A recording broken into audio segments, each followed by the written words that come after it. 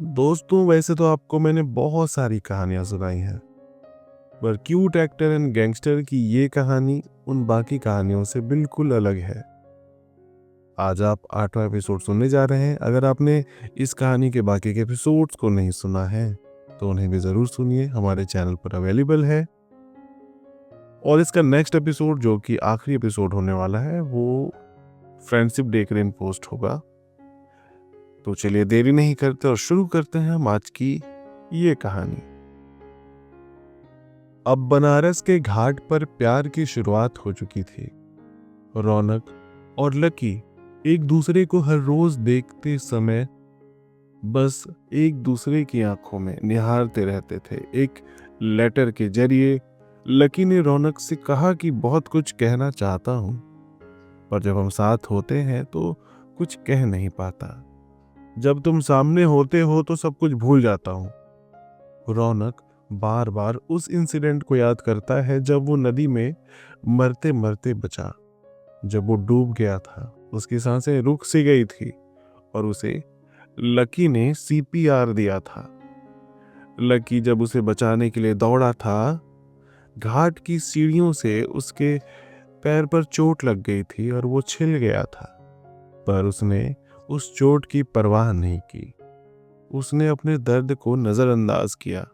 उसके लिए उस वक्त मेन जो प्रायोरिटी थी वो था रौनक। एक पल के लिए मानो उसके दिल की धड़कन रुक से गई थी जब उसने अपने प्यार को डूबते हुए देखा। अब बनारस में कैसे 14 दिन बीत गए रौनक को पता ही नहीं चला। लकी उसे हर रोज देखता, उसे इशारे और ऑल द बेस्ट कहता जब उसकी शूटिंग स्टार्ट होती। रौनक के फैंस के भीड़ में अलग सा ही लकी दिखाई देता। उसने सोचा कि लेटर देने के बाद से कई बार मुलाकातें फिर हुई हैं, पर बात हाल चाल और एक दूसरे का ख्याल रखने के बाद आगे बढ़ती ही नहीं है। साथ में घूमना, टहलना, घाट पर बैठकर चाय पीना, उनके लिए यही सबसे बड़ा सुकून था। और फिर वक्त के साथ दोस्तों वो आखिरी शाम भी आई। बनारस में रौनक के शूटिंग की वो आखिरी शाम थी, पर उसी शाम उसके टीम ने कोई पार्टी भी ऑर्गेनाइज कर ली थी, जहां अगर लीड एक्टर ही ना हो तो फिर पार्टी की शान ही क्या। दूसरी तरफ लकी के पापा भी उसी शाम आ टपकते हैं। वैसे तो उसे अक्सर कॉल करते या मैसेज करते कि तू ये सब छोड़ दे, सुधर जा, संभल जा और किसी लड़की से शादी करके हमारे साथ इस पूरी प्रॉपर्टी का मालिक बन के रहे। लेकिन लकी वो हंसता था अपने पापा, अपने ताऊ जी के स्टेटमेंट्स पर, उनकी धमकियों पर। लकी एक दमदार मर्द था जिसके पीछे हजारों चाहने वाले हुआ करते थे। पर लकी के समलैंगिक होने वाली बात जानने के बावजूद भी कई लड़कियां लकी से शादी करने को तैयार थीं। पर लकी को किसी से कोई लेना देना न था। लकी से उसके पापा फिर मिलने आ गए थे, लकी के ताऊ जी को साथ लेकर। और उसी वक्त लकी को रौनक से मिलने भी जाना था। रौनक के पास भी वक्त नहीं था। वो अपने पूरे टीम के साथ था, पर उसे बस मौके की एक तलाश थी कि कैसे इन सबके नजर से बचते बचाते भागते हुए चला जाऊं अपने मोहब्बत से मिलने, ताकि वो जाने से पहले आखिरी बार लकी के साथ वक्त बिता पाए, उससे मिल पाए। दोनों को लग रहा था कि दूसरा व्यक्ति इंतजार कर रहा होगा, पर असल में दोनों ही अपनी जगह फंसे हुए थे। वक्त बीतता जा रहा था। दोनों की ही दिल की धड़कनें तेज हो रही थी। दोनों अंदर ही अंदर छटपटा रहे थे कि कैसे हम घाट पर पहुंचे। रात के 11 बज गए और दोनों ने ही उम्मीद छोड़ दी कि दोनों मिल भी पाएंगे। बहुत दुखी हो गए दोनों। और रौनक रात को किसी तरह घाट के किनारे पहुंचा और वहां पर देखा कि लोग नहीं है। वो जा करके बैठ जाता है कॉर्नर पे जहां थोड़ा अंधेरा होता है, और लकी को कॉल करने की हिम्मत नहीं कर पाता कि उससे मैं क्या कहूं, कल तो चला ही जाऊंगा। वो अंधेरे में बैठा रहता है। तभी उसने दुखी मन से घाट के दूसरी तरफ नजर घुमाई और देखा कि वहां कोई बैठा है जो कुछ देर पहले नहीं भी था, और दूर से वो लकी के जैसा लग रहा था। रौनक को लगा जैसे उसका भ्रम होगा। लकी अब कहाँ रुकने वाला है यहाँ पर इतनी रात को, इतने घंटों बाद। पर वो धीरे धीरे उसकी तरफ खींचा चला गया, और जैसे ही वो पास पहुंचता है उसके दिल की धड़कन और तेज हो जाती है। वो देखता है कि ये तो उसका लकी ही है। रौनक ने कहा कि यहाँ अकेले बैठे हो? हेलो बनारसी बाबू। लकी ये सुनकर चौंक जाता है और मुड़ कर देखता है तो उसके सामने रौनक खड़ा था। उसी वक्त रौनक ने लकी को गले से लगा लिया और फिर माफी भी मांगा देरी के लिए। लकी ने बताया कि पापा और ताऊ जी की वजह से उनसे बहस चल रही थी, उसे इतना लेट हुआ। लकी की आंखें नम थी। रौनक ने उसे समझाया। रौनक ने पूरी बात पूछी कि ऐसा क्या चल रहा है तुम्हारी लाइफ में। तब लकी ने बताया कि उसके परिवार का बहुत नाम है और उसके पापा और ताऊ उसे जान से मारने की धमकी दे रहे हैं। रौनक ने कहा कि पुलिस से शिकायत क्यों नहीं करते, तुम्हें भी तो हक है अपनी जिंदगी जीने का। तब उसने कहा कि मेरे नाम पर पहले ही पुलिस में झूठी शिकायतें दर्ज हैं और एसपी डीएसपी और बड़े नेता सभी हमारे ताऊ जी के घर आना जाना करते हैं, उनके एक बार कहने पर वो कुछ भी कर जाए। रौनक ने कहा कि तुम तो इतने तगड़े गैंगस्टर से कम नहीं लगते हो, इतना क्यों डर है तुम्हारे अंदर?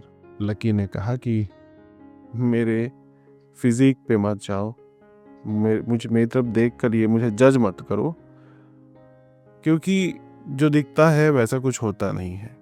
माना कि मैं हूँ थोड़ा सा देखने में ऐसा डरावना गुंडों जैसा, पर दिल मेरा बहुत नाजुक है।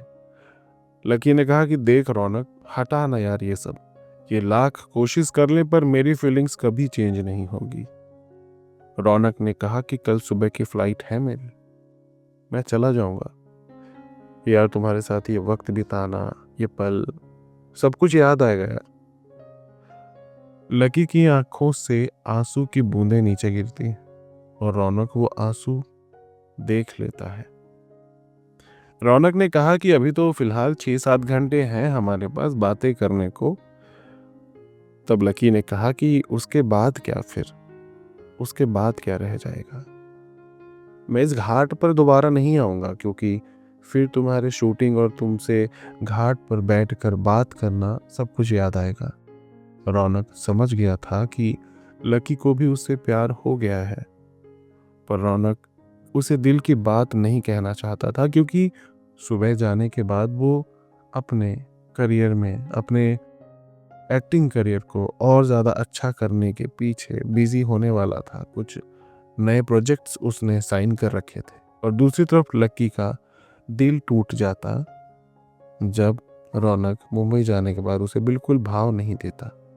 भाव नहीं देने का मतलब था कि वो बेचारा बिजी हो जाता। रौनक और लकी उस रात पूरी रात वहीं घाट पर गुजारते हैं। दोनों समलैंगिकता और उस पर समाज के नज़रिए के ऊपर बात करते हैं कि कैसे लोग समलैंगिक लोगों को एक सामान्य लोगों की तरह देखेंगे। रौनक की नज़र लकी के पैर के गहरे चोट पर जाती है। तब लकी ने बताया कि उस दिन घाट पे डूबने से बचाते वक्त ये सब कुछ हुआ।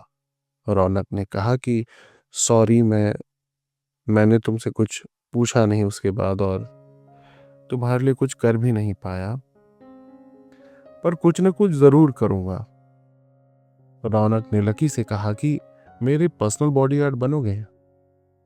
इस पर बेचारा लकी हंसने लगा। रौनक ने कहा कि हंस क्यों रहे हो, इससे तुम मुंबई मेरे साथ रह पाओगे।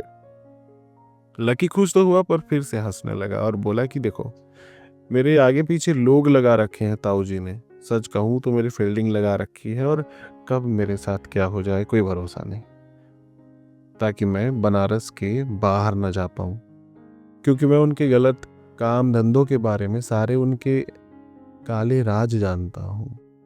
उनकी झूठी शान और दौलत सब कुछ लूट जाएगी, बर्बाद हो जाएगी अगर मैंने मुंह खोल दिया। उनके लिए मेरी जान लेना कोई बड़ी बात नहीं होगी। उनके लिए किसी को जान से मार देना आम बात है। रौनक से बहुत बार दिल की बात कह दी उस रात लकी ने, जाने अनजाने में, फिर घुमा फिरा के, पर रौनक के मुंह से एक शब्द ना निकला जवाब में कि वो भी कह दे कि हाँ मैं अभी तुमसे प्यार करता हूँ। क्योंकि रौनक लकी को हमेशा हमेशा के लिए अपनी जिंदगी में अपने पास मुंबई बुलाना चाहता था, ये उसने अपने दिल में सोच रखा था। पर किस्मत को क्या मंजूर था ये तो किस्मत ही जानेगा। क्योंकि रौनक अपने करियर पे भी फोकस कर रहा था। उसने मन ही मन सोच लिया था कि वो इतना कमाएगा, इतनी सेविंग्स करेगा कि वो अपने और अपने पार्टनर के लिए एक रास्ता बना कर रखे, जहां पर उन्हें रोकने टोकने वाला कोई ना हो और किसी चीज की उनकी जिंदगी में कोई कमी भी ना हो। और वो अपने रास्ते पर जाने के लिए तैयार हो जाता है, क्योंकि वो पूरी रात गुजारने के बाद वो आखिरी सुबह दोनों फाइनली एक दूसरे को गले मिल करके, एक दूसरे को देखते हुए अलग हो गए और एक दूसरे को मिलने का वादा करते हैं। और फिर रौनक दिल पर पत्थर रख करके लौट जाता है मुंबई को। और फिर आगे जो कुछ भी हुआ दोस्तों, या फिर जो कुछ होने वाला है, सब कुछ हम इसके नेक्स्ट एपिसोड में बताएंगे। स्टोरी कैसी लगी प्लीज नीचे कमेंट करके बताइएगा। नए हैं तो चैनल सब्सक्राइब कर लीजिएगा और मुझे इंस्टाग्राम पर फॉलो करने के लिए VRQuare1 एंड VRQuare2 पर फॉलो करने के बाद मैसेज कर सकते हैं, अपनी कहानी मुझे भेज सकते हैं, ताकि आपकी कहानियां भी हम नरेट करके अपने अंदाज में पोस्ट कर सकें। दोस्तों थैंक्स मुझे सुनने के लिए। मिलते हैं संडे की लाइव में और सैटरडे को इंस्टाग्राम की लाइव पर। लव इज लव, नीले का ढेर सारा प्यार। Thank you.